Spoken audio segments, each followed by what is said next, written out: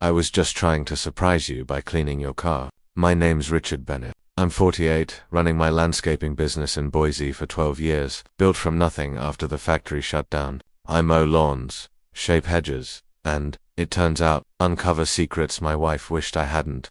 Molly glanced up from her phone, her face tightening the way it did when she felt trapped. You didn't have to do that. I planned to hit the car wash this weekend. She'd been promising that for 3 weeks, but that wasn't what gnawed at me. What gnawed was the small tube tucked under her passenger seat, clear plastic, blue cap, water-based warming lubricant, a brand I didn't know, definitely not ours. I hadn't mentioned it, hadn't brought it inside, just left it there and walked in to watch my wife lie about car washes she'd never get. For months, something felt off. Molly stayed late at work more often. Her phone stayed face down at dinner. She bought pricey workout gear but never looked sweaty. When I asked about her day, she gave vague answers, fine, busy. You know how it goes. We used to share everything, my business, her classes, weekend plans. Now, she barely spoke in full sentences unless she wanted something. Last Tuesday, she came home at 11, claiming a staff meeting. I called the community center the next day. They close at 9 sharp. When I brought it up, Molly said I misheard, claiming a special budget meeting ran late. But something else twisted my gut. 2 weeks back, while working at the Henderson's yard across town, I spotted her blue SUV at the CrossFit gym on Fairview. She never mentioned joining a gym. That night, when I asked, she looked puzzled, said she was grocery shopping then. I didn't press. I never pressed with Molly. 15 years together taught me she hated confrontation, but also that her lies cracked when she was nervous. Thanks for cleaning it, she said, voice sharp, like I was peering too closely. Found some odd stuff under the seats, I said, grabbing a beer from the fridge. She returned to her phone, but I caught her deleting a message mid. That tube sat out there, under her seat, like a ticking bomb. I met Molly at a barbecue in 2010. She was 25, fresh from college with an exercise science degree, dreaming of her own studio. I was 33, still at the lumber mill, saving to start my business. She laughed at my humor, unbothered by my calloused hands. We married 2 years later in her parents' church. Simple but perfect. Molly stood by me when I left the mill to launch Bennett Landscaping. She worked extra gym shifts to pay bills during lean times. When I secured my first big contract, she wept with joy. We were a team. She'd map my routes, take client calls when I was on site. I'd drive her to work when her car broke down, wait after her late classes. We dreamed of kids, a bigger house, ordinary dreams for ordinary people. But somewhere our lives split apart. I blamed work at first. Landscaping seasonal. Busy months meant long days. Molly's community center hours grew 2 more classes, more duties, less time home. Small shifts crept in. She stopped asking about my work. I stopped sharing job stories. We'd watch TV together but barely talk, our words polite, cautious, like roommates avoiding conflict. Then came her new wardrobe, costly leggings, sports bras pricier than my boots. She said the center wanted a professional fitness image. She started attending networking events. On weekends, industry stuff. She claimed I wanted to trust her. It was simpler than facing my growing suspicions. But doubts grow with small clues. Her showering right after work, keeping her phone even in the bathroom, losing interest in time together. 3 weeks ago, I saw her SUV at the community center on a Saturday when she said she was shopping with her sister in Nampa. When I mentioned it, she claimed she'd stopped by to grab something, but her sister later raved about their Nampa lunch. Little lies. Shifting stories, piling up until they couldn't be ignored. And now, that tube-proof, my wife was doing things with someone else, things we hadn't done in months. I still loved her, but I was realizing I didn't know her anymore. Sunday, while Molly visited her mum, I returned to her SUV, telling myself I was finishing the cleaning. Really, I needed to see that tube again, to know I hadn't imagined it. It was there, under the seat, same spot. I held it, reading the label, warming lubricant, long-lasting. Not a casual purchase, not something you keep in your car without plans.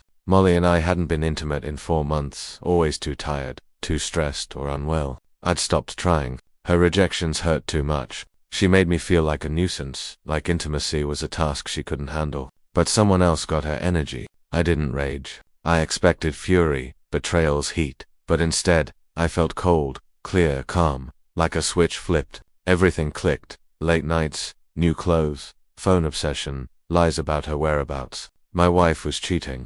I slid the tube back, untouched, and went inside. Molly returned, chatting about her mum's aches and sister's drama, acting normal, like she hadn't been betraying me for who knows. That night, she went to bed early, claiming a headache. In my workshop behind the garage, I thought about that tube, the man who bought it, where they used it, how many times she'd lied while planning to meet him. I pictured confronting her, storming in, demanding answers. But I had no energy for that, no desire to save what was broken. Instead, I thought of justice, of consequences, of making Molly feel betrayals. Monday, I visited Hartley Hardware. Frank, a clerk I'd known for years, helped me pick industrial strength adhesive, permanent in minutes. Big project, he asked. Something like that, I said. At home, I poured the lubricant into another container, refilled its tube with adhesive. The texture and color were close enough to fool anyone, unless they squeezed hard. I placed it back under her seat and waited for her next girls' night. Thursday morning, Molly announced her plans, voice rehearsed. Girls' night tonight, she said, spreading butter on toast, avoiding my eyes. Work friends are trying that new wine bar downtown. I sipped coffee. Sounds nice. Home late, probably. You know how we get talking. She shrugged, already distant. I knew it wasn't wine or women. Which bar? I asked lightly. She froze, toast midair. That new place on Main Street. Forgot the name. No new wine bar existed on Manet. Drove it daily, but I nodded. After she left, I walked Chester around the block, pausing at the short-term rental 3 houses down on Maple. Empty for weeks. It now had a black Jeep Wrangler parked out front, Ada County plates, gym bag in the back. Through the window, a tall, muscular man moved inside. No girlfriend of Molly's. Thursday evening, Molly prepped for an hour full makeup, her fancy perfume, new black jeans, hugging her like they were custom, hair in loose curls like our old anniversary dates. Have fun, I said from the couch. Don't wait up, she replied. Heading out, I didn't, but at 9 I walked Chester again, passing the rental as Molly's SUV parked beside the Jeep, from behind the Henderson's fence. I watched her rush to the door. No wine, no women, just my wife sneaking to meet someone else. Chester and I finished our walk. I gave him a treat, grabbed a beer and waited. At 9:37, a scream pierced the air from Maple Street High. Panicked, then male shouting.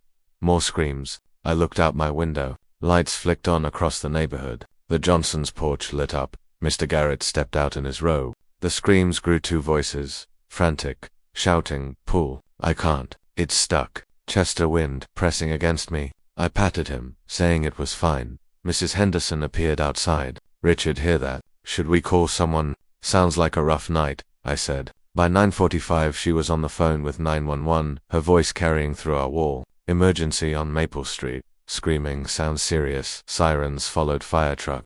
Then ambulance, red and blue lights flashing. Neighbors gathered, drawn to the chaos. I stayed inside with Chester, glancing out as emergency vehicles crowded Maple Street. The screaming stopped, but paramedics' voices barked orders, tackling a problem they'd likely never seen. Friday morning, my phone buzzed. Dave, my neighbor, texted, heard about the ambulance. Wildest thing ever. The community center sent, due to a staffing issue. Molly Bennett's Friday classes are cancelled. Sorry for the inconvenience, Molly texted. Accident last night. In hospital. Will explain. I made coffee, walked Chester past Maple Street. The rental was quiet but odd. Light-colored stains marked the driveway, like someone spilled something thick and half-cleaned it.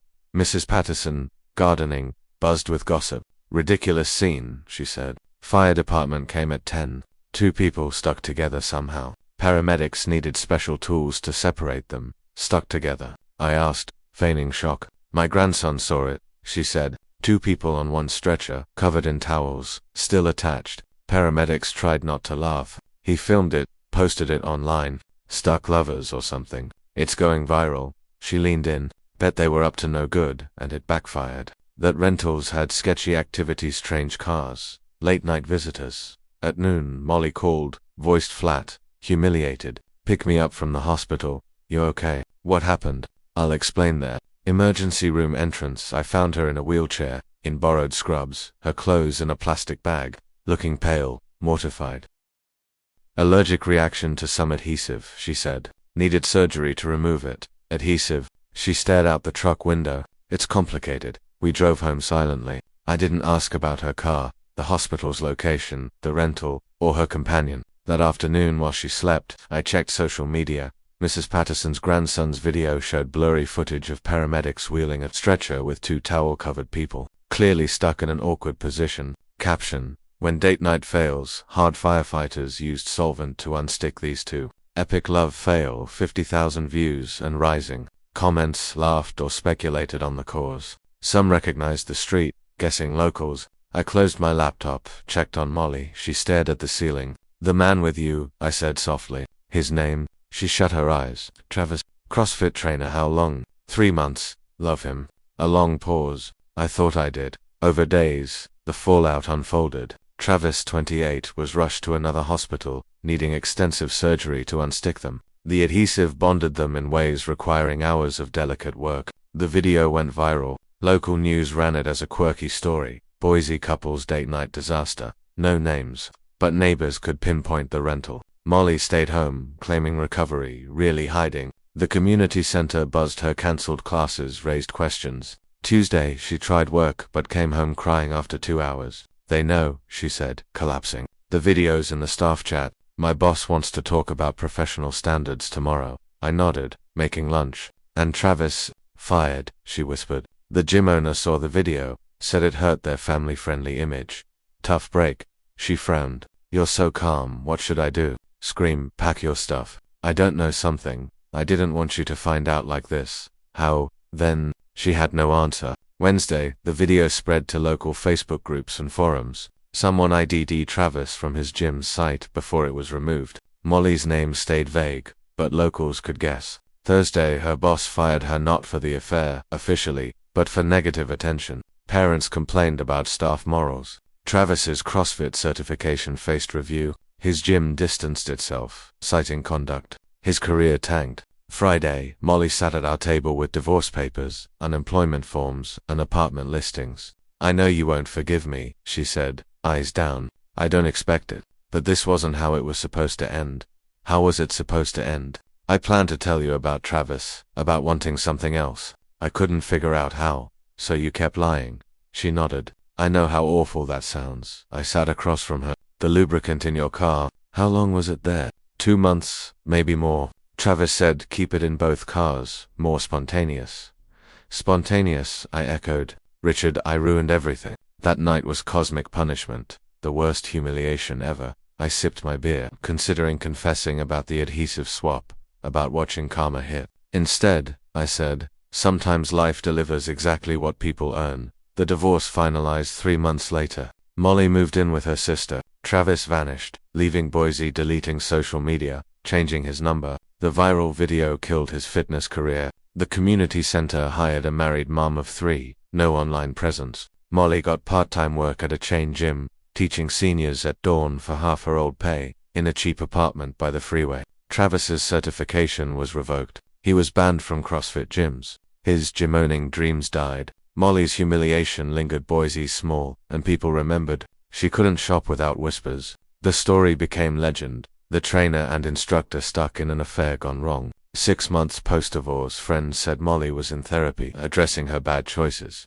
Travis moved to California, living with his parents, eyeing a new career. A year later, working in the Henderson's yard, Mrs. Patterson updated me. The Maple Street rental sold to a family, unaware of its past. "What happened to that instructor who lived in your house?" she asked. "Molly's in Portland," I said. New start, true sheet, taken a yoga studio job, teaching people who didn't know the video. She texted months ago saying she was better, dating, rebuilding. I wished her luck. I meant it. Marriage is messy, people but actions carry lasting costs. My business boomed during the divorce. Sympathy and word of mouth brought clients who respected my quiet handling. I started dating Catherine, a divorce teacher with 2 teens, honest and open, no secrets. Chester, my constant, still loved our walks, avoiding Maple Street. Some nights, in my workshop, I thought of that adhesive tube, my choice to swap it, how one act shifted everything. Travis never recovered professionally. The video haunted every interview.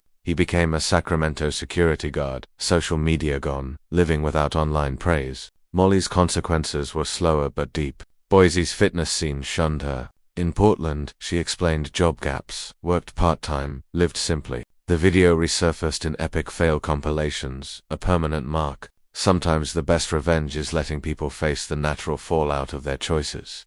If you loved this story, hit the like button and share it with someone who needs to know actions have consequences. Comment below about a time betrayal changed your life. Subscribe to Revenge with Arion for more stories of secrets, justice, and moments that reshape everything.